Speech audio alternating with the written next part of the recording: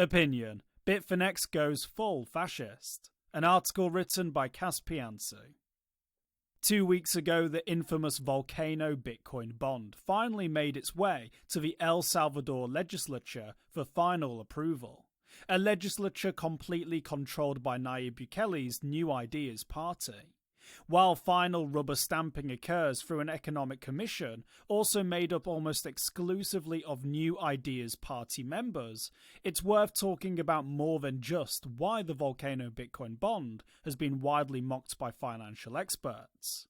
Specifically, why two companies deeply intertwined in the crypto industry, Bitfinex and Blockstream, are supporting a fascist.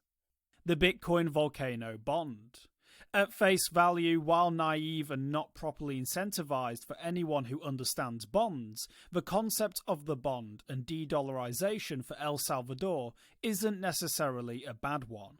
After numerous horrendous, violent, and often US-incited civil wars, El Salvador found itself with a currency pegged to the US dollar, and in 2001 finally decided to simply dollarize.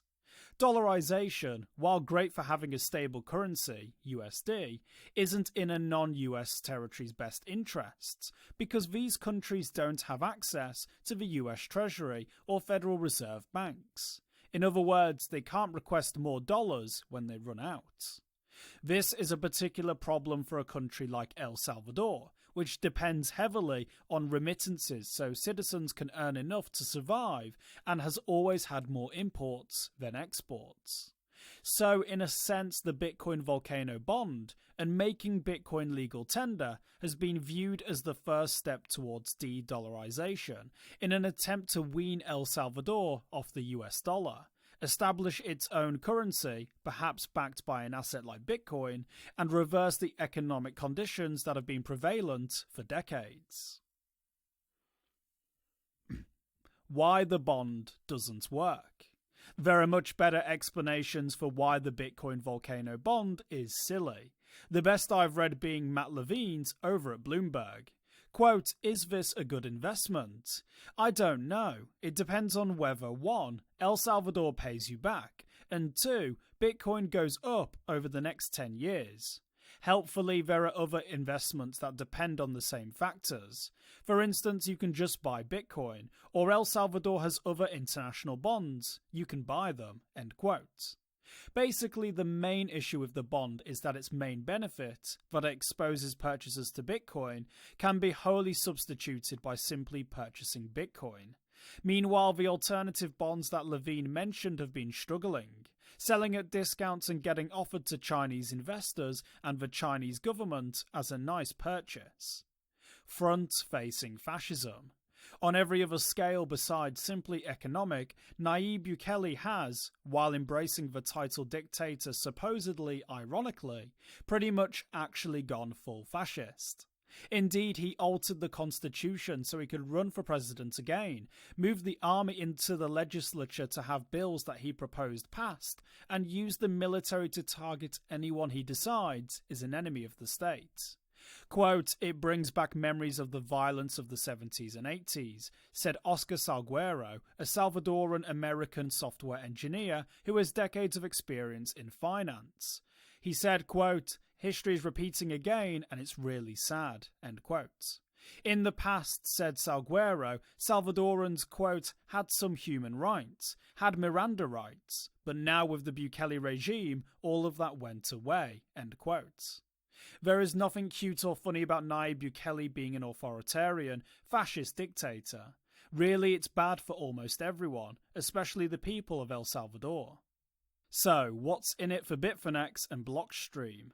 Recently, as troops have surrounded the suburb of Soyapango and indiscriminately murdered and arrested many individuals, Bitfinex and Blockstream executives have been taking cute pictures with the dictator-in-chief. Seen front and centre with Bukele are Bitfinex and Tether Chief Financial Officer Giancarlo Devazzini and Bitfinex and Tether Chief Technology Officer Paolo Ardoino. Also featured on the far left is dictator enjoyer Max Kaiser, which leaves many people, including those who are crypto industry proponents, scratching their heads and wondering why.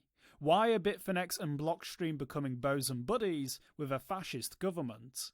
The answer might be simpler than it seems. 99 problems, but citizenship ain't one. One of the alterations to the Bitcoin Volcano Bond that hasn't been called out as a glaring red flag is, through buying enough of the bonds, an individual can acquire El Salvadoran citizenship. While El Salvador maintains extradition treaties with countries like the US currently, its move towards allying with China and its rift with the International Monetary Fund makes it easy to wonder how tightly extradition policies will be enforced with Bukele at the helm in the future. Salguero said, quote, "Bukele needs strong allies internationally. Strong men have always sought allies in the private sector," end quote. And it appears that in exchange for a promise of citizenship and an always welcoming country, the Bitfinex, Blockstream and Tether teams are happy to oblige the techno-fascist dream. Mario Gomez, a Salvadoran software engineer who was forced to flee El Salvador after being arrested for criticizing the Bitcoin legal tender law, said, quote, "What you see now is the same as in previous regimes. It's called mano dura, essentially the hard hand on crime." He continued, quote, "It's kind of natural that Bukele is finding allies on this spectrum of political ideologies. It's not that surprising to me that it involves Bitfinex, Tether and Blockstream," end quote. Blockstream doesn't want to be mentioned. Blockstream Marketing and Communications Director Fernanda Nikolic reached out to me to ask me to, quote, "remove Blockstream from this piece entirely," end quote. I let him know there is zero chance that will happen. The bonds that are supporting Nayib Bukele will be hosted on the Liquid Network, a Blockstream platform. Besides this, Samson Mao, who is Chief Security Officer at Blockstream, regularly made appearances in El Salvador with Nayib. The levels of separation are minimal, and CEO Adam Back, along with former Chief Security Officer Samson Mao, admit to how much they've helped move the bond forward and have supported Nayib. Sad state of affairs. The Bitcoin Volcano Bond, which still hasn't begun trading or been fully approved, is likely to save a regime that's quickly running short on cash.